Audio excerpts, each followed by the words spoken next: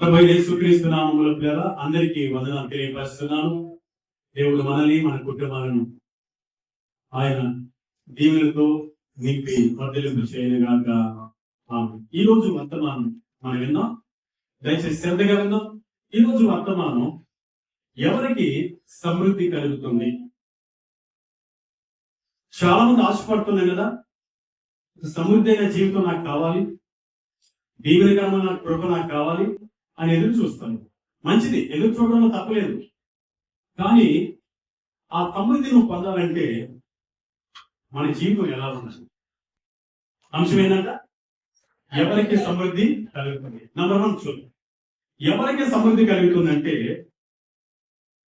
ద్వితీయోపదేశకాండము 28వ అధ్యాయము 11వ వాక్యాన్ని స్పష్టంగా జాగ్రత్తగా మనం చదువుదాం.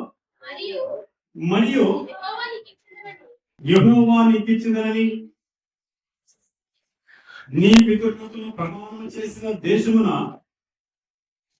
యెహోవా నీ గర్భఫల విషయంలోను, నీ పశువుల విషయంలోను, నీ నేల పంట విషయంలోను నీకు సమృద్ధిగా మేలు కలుగ చేయను. నీ పిల్లలలో గాని, నీ పశువులో గాని, నీ పంటలో గాని సమృద్ధిని దేవుడు కలుగ చేయాలంటే మనం ఏం చేయాలి తెలుసా? మొదటి వాక్యం అనుసరిస్తుంది. ద్వితీయోపదేశకాండము 28వ అధ్యాయం మొదటి వాక్యం చదువుకున్నాం.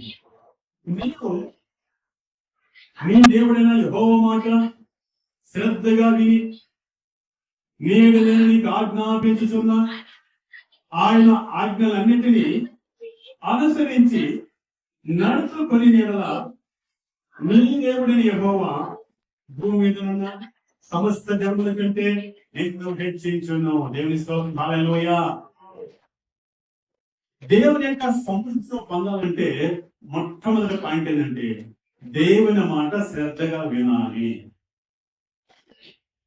ఆయన చెప్తున్న ద్వితీయోపదేశకాండములో మొదటి మాట, నా మాట శ్రద్ధగా వినండి, అప్పుడు నేను మిమ్మల్ని సమృద్ధితో నింపుతాను అని.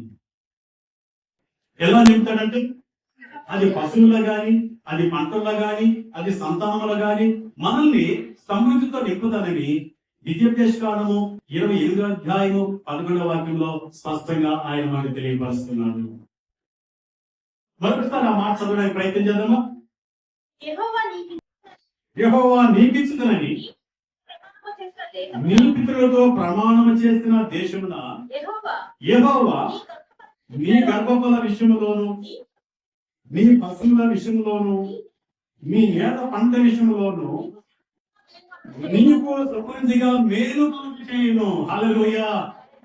సమృద్ధిగా మేలును నువ్వు చూడాలంటే అది పంటలో గాని, అది పశువుల్లో గాని, లేదా సంతానములో గాని, లేదా నీ జాబ్లో గాని, నీ వ్యాపారంలో గాని, నువ్వు చేసుకున్న ప్రయత్నంలో సమృద్ధిగా దీవెన చూడాలంటే దేవుని మాట శ్రద్ధగా వినాలి. ఏంటా ఆ మాట?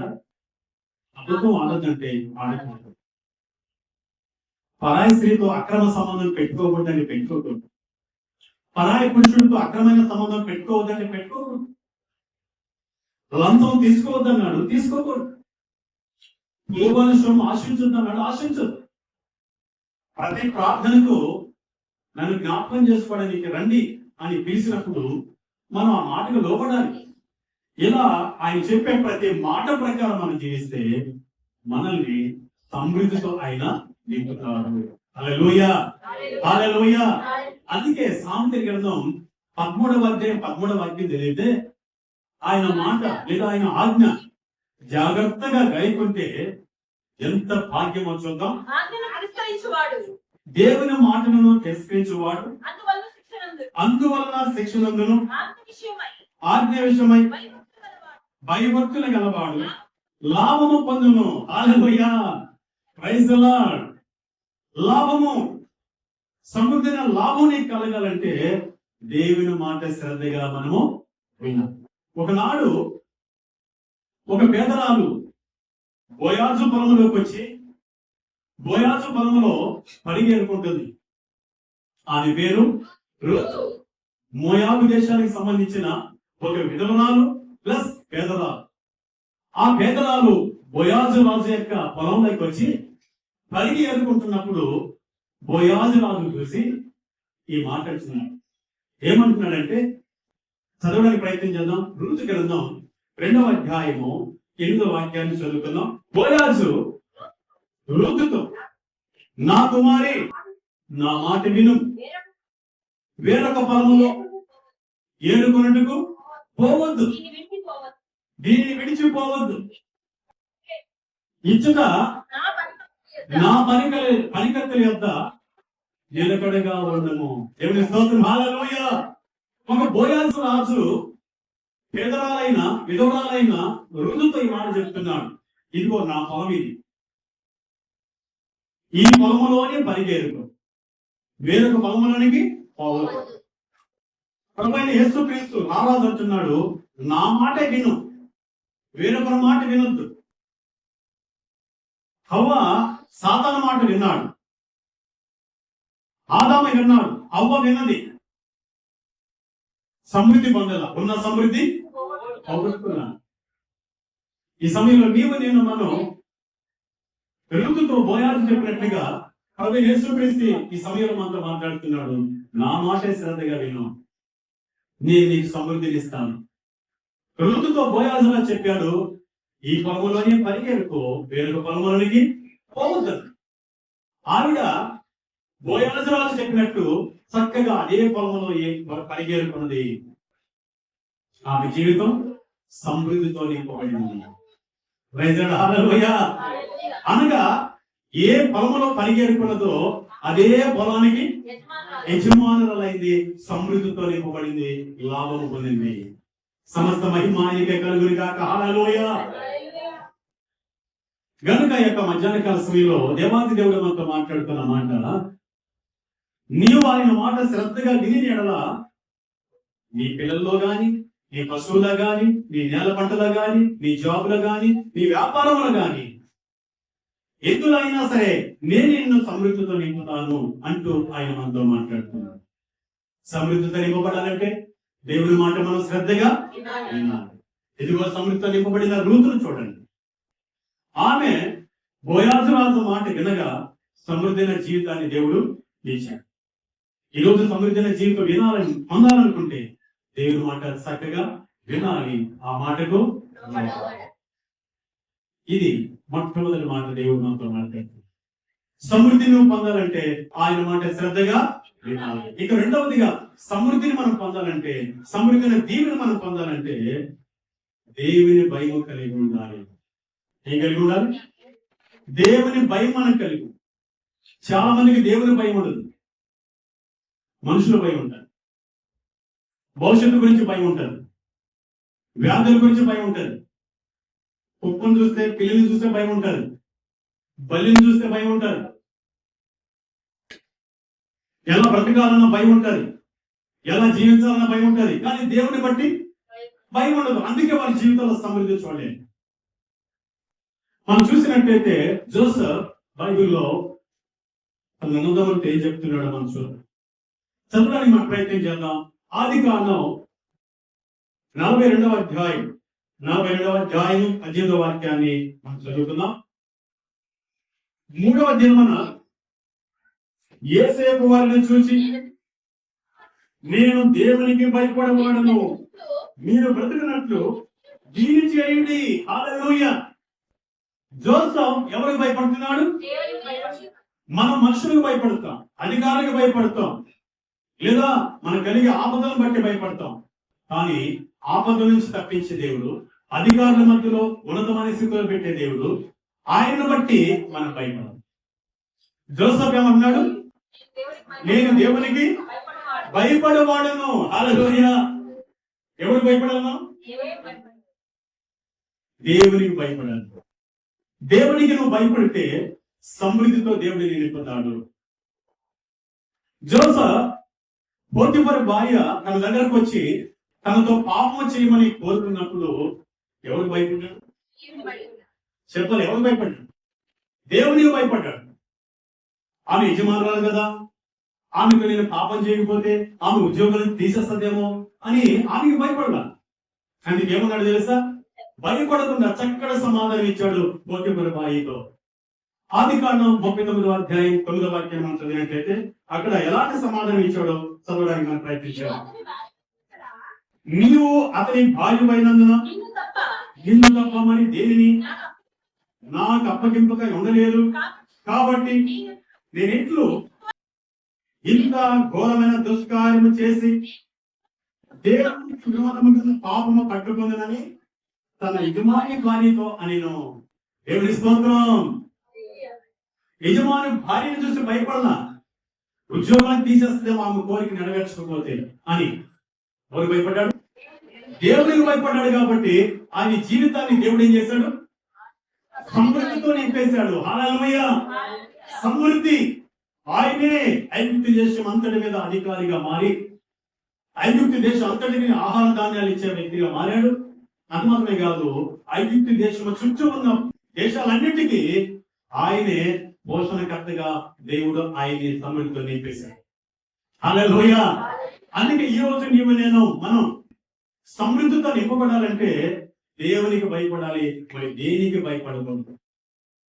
అందుకే యెషయా గ్రంథం 33వ అధ్యాయము 6వ వాక్యం చదివినట్లయితే దేవునికి భయపడితే వచ్చే సమృద్ధి ఏంటో మనం చూడబోతున్నాం. నీ కాలంలో నీ నింపబడినది తిరుమగా ఉండను, రక్షణ బాహుల్యమును బుద్ధి జ్ఞానము సమృద్ధియు కలుగును. ఏం కలుగుతుందా? బుద్ధి జ్ఞానము సమృద్ధి కలగాలంటే నీవు దేవునికి భయపడాలి. హల్లెలూయా. ఎవరికి భయపడాలి? దేవునికి భయపడాలి, లేదా యెహోవాకు భయపడాలి, యేసయ్యకు భయపడాలి. దేవునికి ఎప్పుడు భయపడతావో ఆ బుద్ధి జ్ఞానం సమృద్ధి నీకు ఇస్తాడు. ఆ సమృద్ధితో పాటు సమృద్ధి, లోక సంబంధమైన సమృద్ధి కూడా ఇస్తాడు. జోసెఫ్ కి దేవుని భయం ఉంది కాబట్టి దేవుడు సుబుద్ధిని జ్ఞానం ఇచ్చాడు. ఫరో యొక్క కళల భావాలను చెప్పే జ్ఞానం ఇచ్చాడు. ఆ కళ భావం చెప్పే జ్ఞానం ఉంది కాబట్టి దేవుడు ఆయన్ని సమృద్ధితో నింపేశాడు. మరోసారి ఈ మాట చదువుదాం. నీ లోపల నియమింపబడినది స్థిరముగా ఉండును. భయం కలిగి ఉంటే ఏదైతే మనకు నియమించాడో మనం అనుభవిస్తూ మన కాలం అంతా జీవిస్తాం. లేని ఎడల భయం లేకపోతే దేవుడు తీసేస్తాం అంటున్నాడు ఆయన. నీ కాలంలో నియమింపబడినది స్థిరముగా ఉండును, రక్షణ బాహుళ్యమును బుద్ధి జ్ఞాన సమృద్ధియు కలుగును. యెహోవా భయము వారికి ఆశ్చర్యము. దేవుని భయమే మనకు సమృద్ధిగా ఆశీర్వాదము. భయం ఉందని అయ్యో ఈ రోజు ఆదివారం దేవుని ఆరాధించలేకుండా పోతున్నాను భయం ఉందా?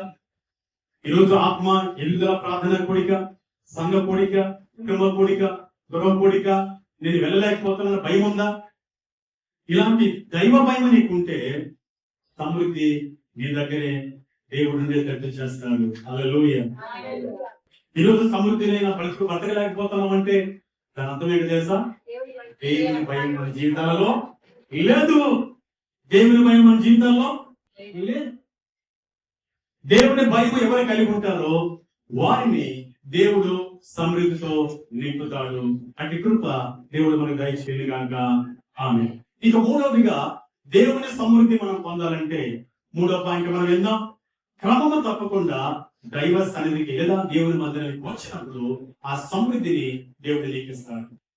కీర్తన గ్రంథం 36వ అధ్యాయం, కీర్తనలో 36వ అధ్యాయం 8వ వాక్యాన్ని చదువుకుందాం.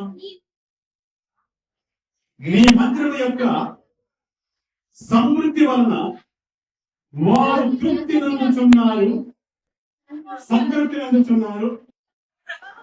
నీ ఆనంద ప్రవాహంలోనిది నీవు వారికి త్రాగించుచున్నావు. అబ్బా ఎంత గొప్ప భాగ్యం. దేవుని మందిరానికి క్రమంగా వచ్చినప్పుడు దేవుని మందిరములు ఏముందంట? సమృద్ధి ఉంది. సమృద్ధి లోపల ఎక్కడా లేదు. దైవ సంగతి దేవుని మందిరంలో దేవుని సమృద్ధి ఉంది. ఆ సమృద్ధి నువ్వు పొందాలంటే క్రమమా తప్పకుండా ప్రభు యొక్క మందిరానికి దైవ సన్నిధికి వచ్చినప్పుడు ఆ సమృద్ధితో సంతృప్తి పరుస్తాడంట. మనం ఏం చేస్తాడంటే ఆయన సమృద్ధితో సంతృప్తి పరుస్తాడంట. మనం నువ్వు ఏ స్థలానికి వెళ్ళినా, ఏ ప్రాంతానికి వెళ్ళినా, ఏ స్త్రీల దగ్గర కూర్చున్నా, ఏ సినిమాకి వెళ్ళినా, ఏ స్నేహితుల దగ్గరికి వెళ్ళినా సమృద్ధితో నిన్ను సంతృప్తి పరచలేడు. ఒకవేళ పరిచిన తాత్కాలికం, దానివల్ల వచ్చే ప్రమాదం చాలా భయంకరం. కానీ దైవ సన్నిధికి వచ్చినప్పుడు దైవ సన్నిధిలో ఉన్న సమృద్ధి చేత సంతృప్తి పరిచి ఆయన ఆనంద ప్రవాహముల నుంచి మనకు రాగిస్తాడు. మన జీవితాలు ఆనంద వశముతో ఉంటాయి. ముగిస్తారు ఆ మాట చదవడానికి మనం ప్రయత్నించాము. నీ మందిరం యొక్క సమృద్ధి వలన వారు సంతృప్తి నందుచున్నారు. నీ ఆనంద ప్రవాహములోనిది నీవు వారిని తాగించుచున్నావు. సహోదరి సభల క్రమం తప్పకుండా ఒక సహోదరి గాని సహోదరి గాని దేవుడి మందిరానికి వస్తున్న వారిని మనం ప్రశ్నించినట్లయితే, అమ్మా మీలో సంతోషం ఉందా, మీలో సమృద్ధి ఉందా అని అంటే వాళ్ళు చక్కగా సంతోషం ఉంది, సమృద్ధి ఉందని వాళ్ళకి ఖచ్చితంగా మనం చెప్తాం. అదే క్రమం తప్పిపోయి సరైన రీతిలో దేవుడి సన్నిధికి రాకుండా, దేవుడి మందిరానికి రాకుండా వెనకబడిపోయిన వారిని మనం ప్రశ్నించినట్లయితే, అమ్మా మీలో సమృద్ధి ఉందా, మీలో సంతోషం ఉందా సహోదరి సహోదరుడు అంటే వాళ్ళు అంటారు నృత్యంలో బట్టి మరి ఏం లేదండి అని చింతతో బాధపోతుంటారు. ఎందుకంటే కీర్తన గ్రంథం 84వ అధ్యాయంలో 10వ వాక్యం చూసినట్లయితే అద్భుతమైన మాట ఉంటుంది. అక్కడ చదవడానికి మనం ప్రయత్నం చేద్దాం. నీ ఆవరణంలో ఒక్క దినము గడిపడం 1000 దినముల కంటే శ్రేష్టము. ఎట్లా శ్రేష్టం అంటే ఆయన సమృద్ధి చేత వారిని సంతృప్తి పరిచి ఆయన ఆనంద ప్రవాహం అనేది సాగిస్తాడు. అంత మాత్రమే కాదు, ఇంకా ఏమి ఇస్తాడో తెలుసా? సమృద్ధితో నింపుతాడో తెలుసా? ఆ మాట కూడా చూద్దాం. కీర్తన 96వ అధ్యాయం 6వ వాక్యాన్ని మనం చదవడానికి ప్రయత్నం చేద్దాం. ఘనత ప్రభావములు ఆయన సన్నిధిని ఉన్నవి, బలము సౌందర్యములు ఆయన పరిశుద్ధ స్థలములో ఉన్నవి. ఓ ఘనత రావాలంటే ఆయన సన్నిధికి రావాలి. ఆయనలో ఉన్న ప్రభావము, ఆయన శక్తి మనలోకి రావాలంటే ఆయన మందిరానికి రావాలి. ఆయన మందిరానికి వచ్చినప్పుడు, ఆయన సన్నిధికి వచ్చినప్పుడు నిన్ను ఘనపరుస్తాడు, దేవుని ప్రభావంతో నింపుతాడు.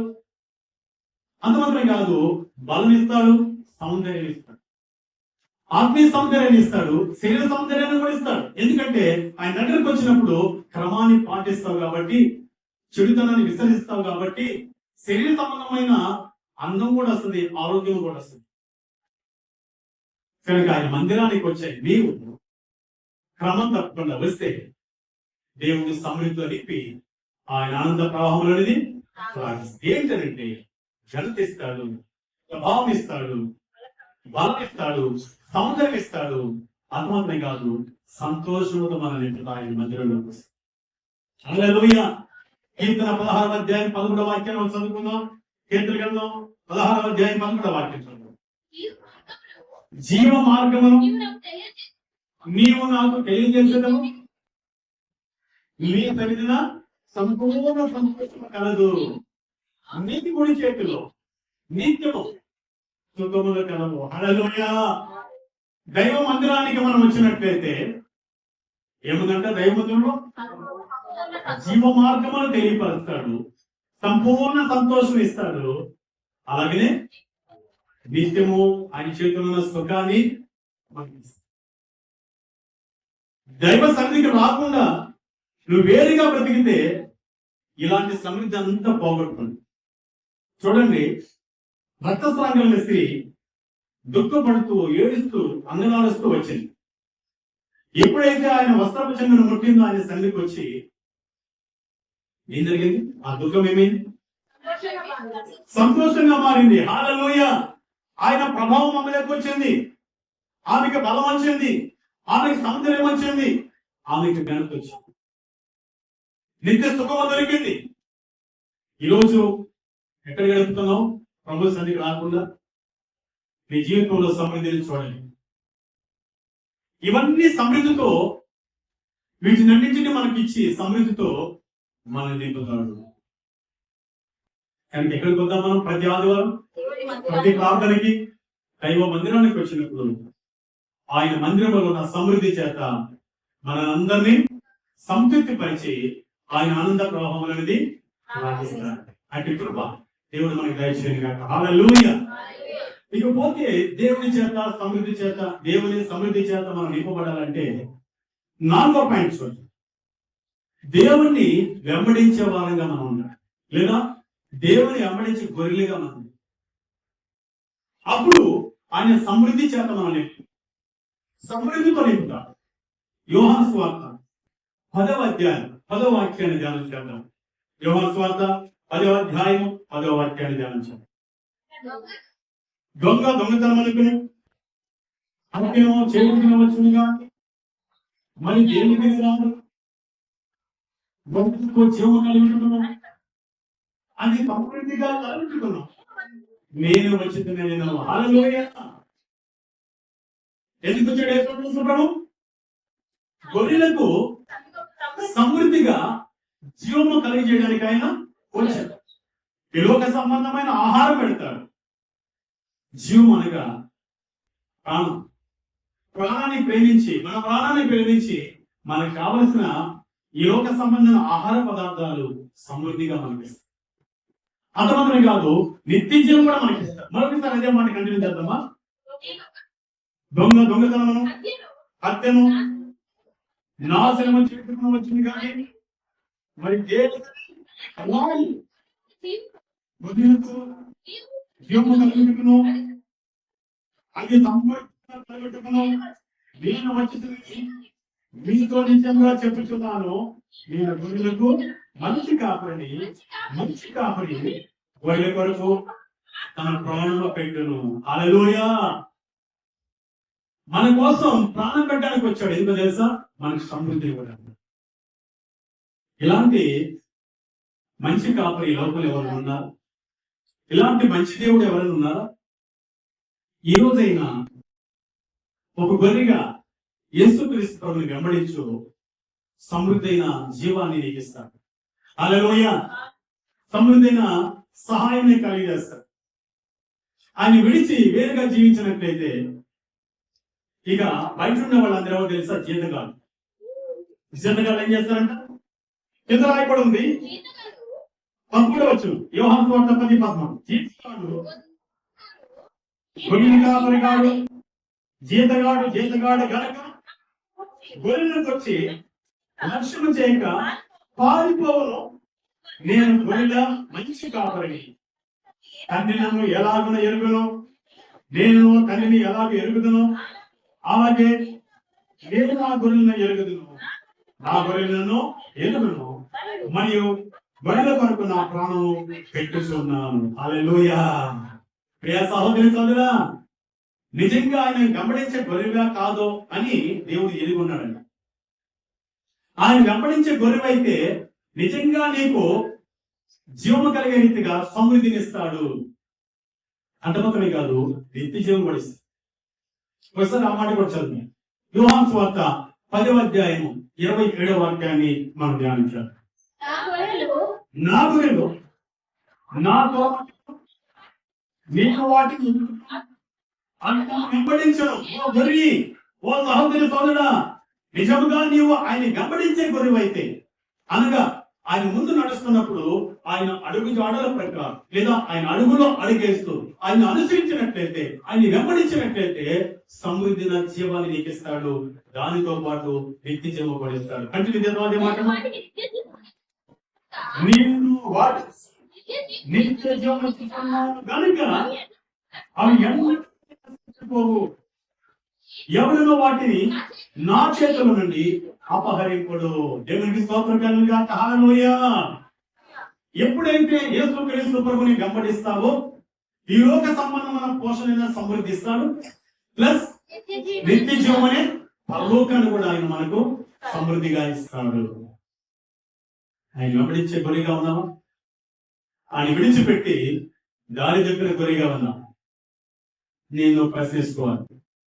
దారి తప్పిన గొర్రెగా ఉంటే కాసుకోమంటే ఇంకోటి, కాసుకోమంటే గుండెనక్కలు నీ జీవితాన్ని పాడు చేయడం, నీ జీవాన్ని పాడు చేయడానికి, నీకు వచ్చే నిత్య జీవము లేకుండా చేయడం. సహోదరి సోదరా, నీవు నేను మనం ఆయన వెంబడిద్దాం. నువ్వు వెంబడిస్తున్నావో లేదో అనే సంగతి ఎవరికి తెలుసంట?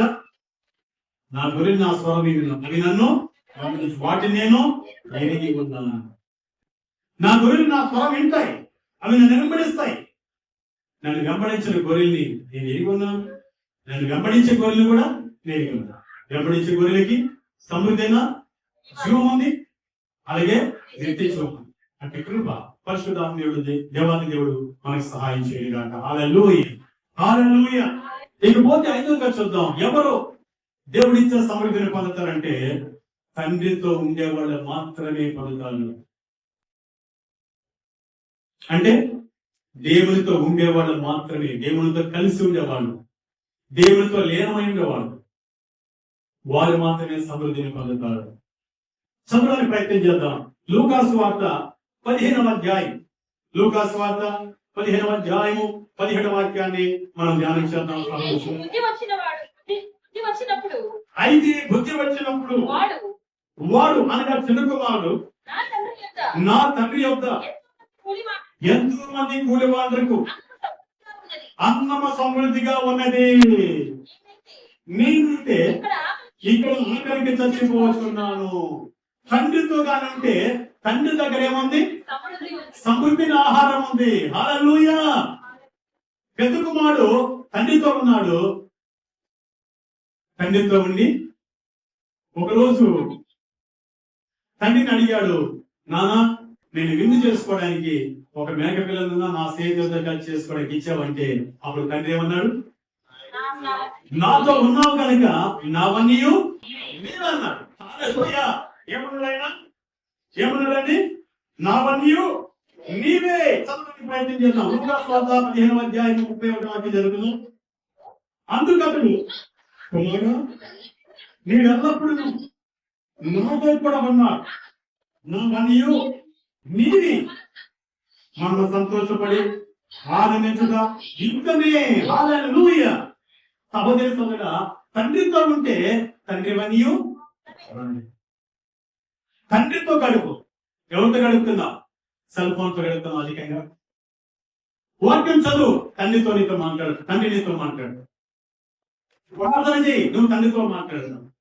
ఆయనతో సహవాసం చేయి. ఆ తండ్రితో ఎప్పుడు గడుపుతూ ఉంటే, ఆ తండ్రితో ఎల్లప్పుడు ఉంటే ఆయన దగ్గర ఉన్న సమృద్ధి అంతా. ఏమన్నాడు చిన్న కుమారుడు? మరోసారి చదువుకుందాం. లూకాసు వార్త 15వ అధ్యాయం 17. నా తండ్రి యొద్ద ఎంతో మంది కూలి వాళ్ళకు అన్నము సమృద్ధిగా ఉన్నది. హల్లెలూయా. చాలు, ఇక్కడ ఆగుదాం. నా తండ్రి యొద్ద అనేక కూలి వాళ్ళకి అన్నము సమృద్ధిగా ఉన్నది. మన తండ్రి కాడ సమృద్ధి ఉంటుంది. దేవుడు ఆయనతో ఎవరైతే గడుపుతారో, ఆ తండ్రితో ఎవరైతే నివాసం చేస్తారో, ఆ తండ్రితో ఎవరు కలిసి ఉంటారో, ఆ తండ్రితో ఉండే వారందరికీ ఆయన దగ్గర ఉండే సమృద్ధిని ఇస్తాడు. అందుకే పెద్ద కుమార్తె ఏమన్నాడు? నాతో ఉండవు కనుక నావన్నీ నీవే అన్నాడు. ఈరోజు ఆయనతో ఉండు, ఆయన దగ్గర ఉండే సమృద్ధి నీకు ఇస్తాడు. ఆయన దగ్గర ఉండే సమృద్ధి నువ్వు పొందుతావు. నీవు ప్రత్యేకమైన స్థానంలో ఉంటావు. అది శాంత, సమాధానమా, నెమ్మది, ఆరోగ్యమా, ఆర్థిక సమృద్ధి, లేదా ఘనత, మెప్పు, ఉన్నతమైన స్థాయి, ఇవన్నీ అనే సమృద్ధి నీకు దేవుడు ఇస్తుంది. ఈ కృప ఆయనతో ఉండి మనం పొందుకుందాం. దేవుడి స్తోత్రం. హల్లెలూయా. ఇకపోతే సమృద్ధిగా దేవుడి దగ్గర పొందుకోవాలంటే, సమృద్ధిని పొందుకోవాలంటే మనం 6వ పాయింట్ చూద్దాం. ఉత్సాహముగా దేవుడికి ఇచ్చే వారిని సమృద్ధితో నింపుతాడు ఆయన. హల్లెలూయా. ఎట్టివ్వాలంట? ఎట్టివ్వాలి? దేవుడికి ఉత్సాహంగా ఇవ్వాలి. దేవుడికి ఇచ్చేటప్పుడు ఎలా ఇవ్వాలి? ఉత్సాహంగా ఇస్తే సమృద్ధితో మనం నింపుతాడు ఆయన. దయచేసి చదవడానికి ప్రయత్నం చేద్దాం. 2 కొరింథీయులకు రాసిన పత్రిక 9వ అధ్యాయం 8వ వాక్యాన్ని మనం చదువుకుందాం. 2 కొరింథీయులకు రాసిన పత్రిక 9వ అధ్యాయం 8వ వాక్యం. అన్నిటి యందు ఎల్లప్పుడూ మీలో దేవుడు మీ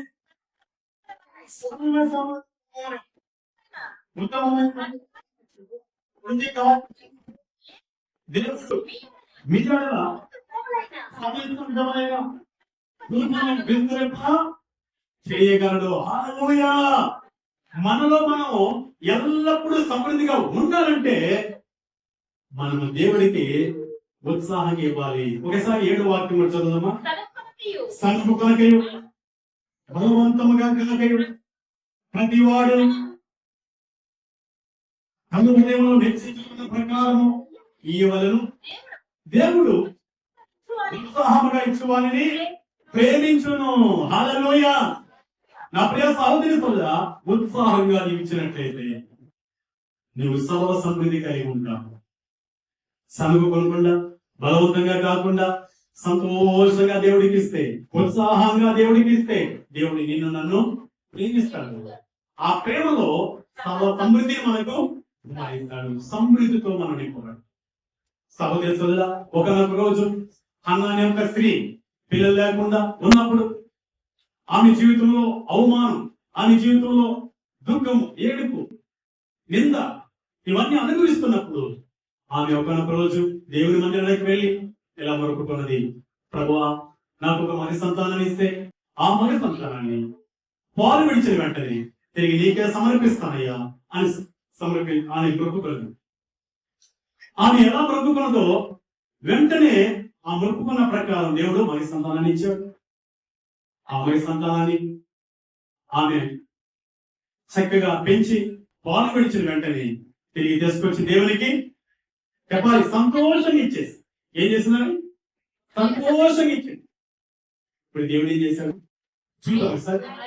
మొదటి సమయ గ్రంథం మొదటి అధ్యాయము 28వ వాక్యాన్ని చదువుదాం.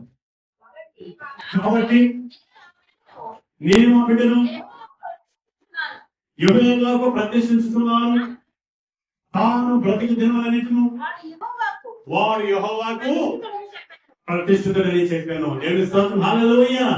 ఉత్సాహంగా బిడ్డలు ఇచ్చేసి, అయ్యో నాకు సంతానం లేదు, ఈ బిడ్డని దేవుడికి ఇచ్చేస్తే ఇక నేను సంతానం లేని దానికి ఉంటానేమో, నాకెవరు తోడు, ఒక బిడ్డ ఉంటే ఆ బిడ్డతో ముచ్చటించవచ్చు కదా, సంతోషించవచ్చు కదా అని అనుకోవచ్చు. కానీ ఏం చేసింది తెలుసా? ఉత్సాహంగా దేవుడికి ఇచ్చింది. ఇప్పుడు దేవుడు ఏం చేశాడు? ఆమె ఉత్సాహంగా దేవుడికి ఇవ్వగా సమృద్ధితో నింపించడానికి చెప్పడానికి ప్రయత్నించాం. 2వ అధ్యాయము 21వ వాక్యాన్ని యెహోవా అమ్నోను దర్శింపగా ఆమె గర్భవతి 3 కుమారులు 2 కుమార్తెలను కనెను.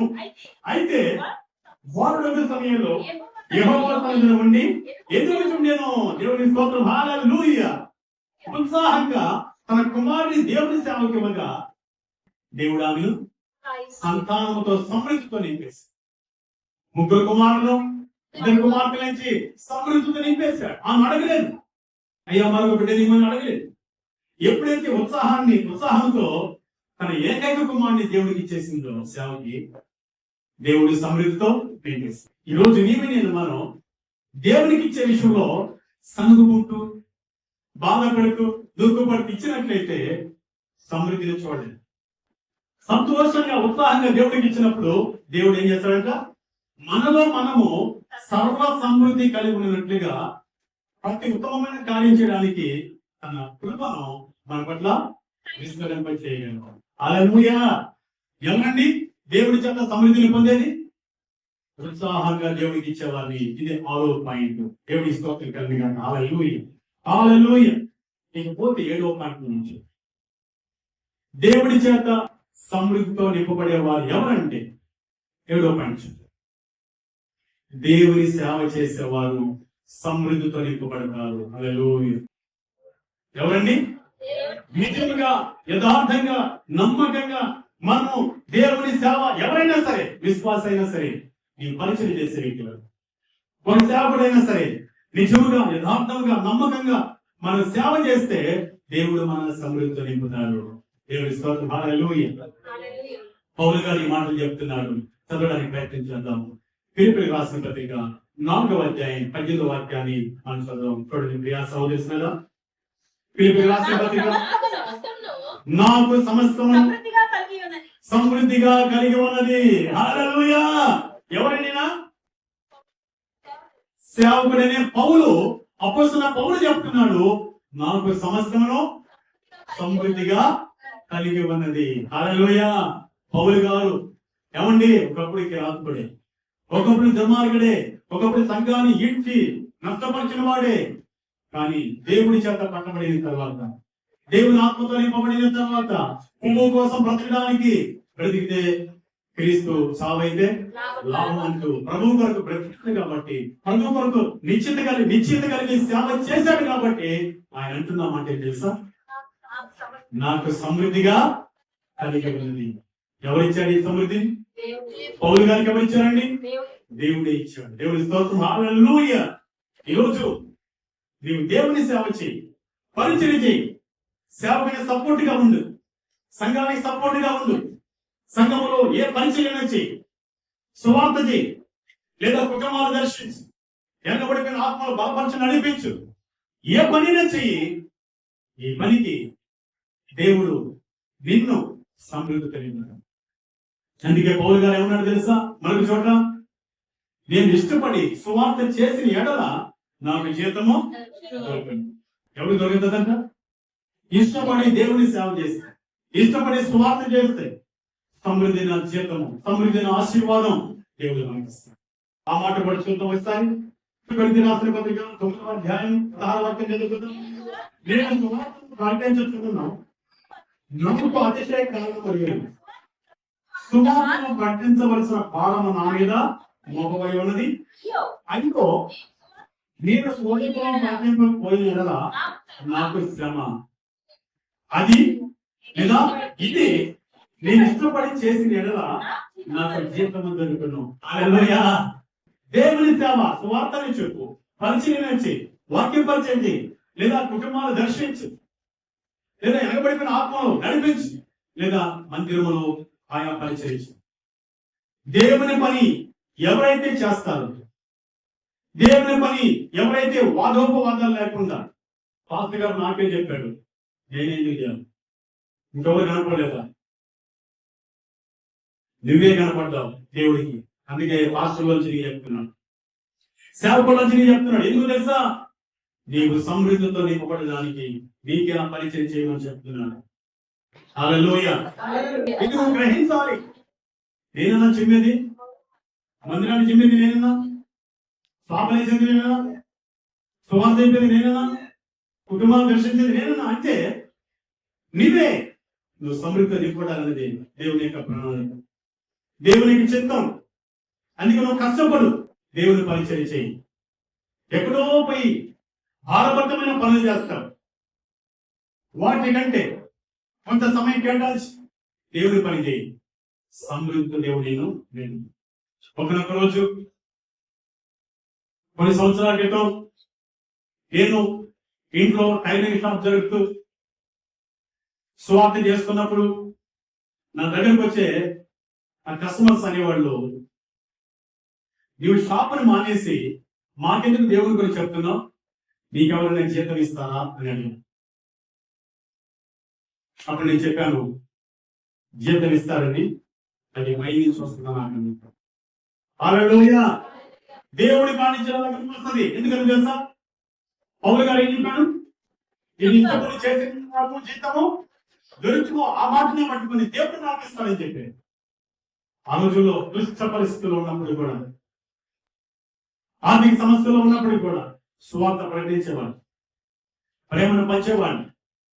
దేవాది దేవుడు తన కృపను, తన సమృద్ధిని తన దాసుని కలిగించాడు. దేవుడి స్తోత్రం, హల్లెలూయా.